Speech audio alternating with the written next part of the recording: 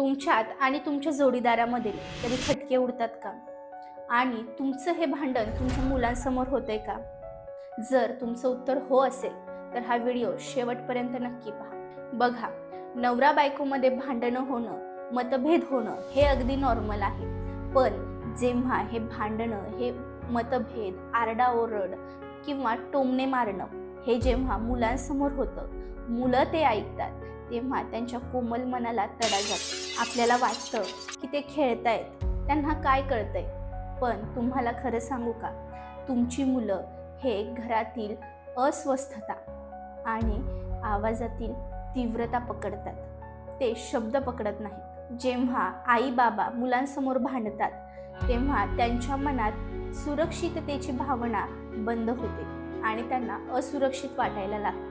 आता पुढे काय होणार ही भावना त्यांना नेहमी सतावत राहते. काही मुलं तर स्वतःलाच या भांडणासाठी जबाबदार ठरवत असतात.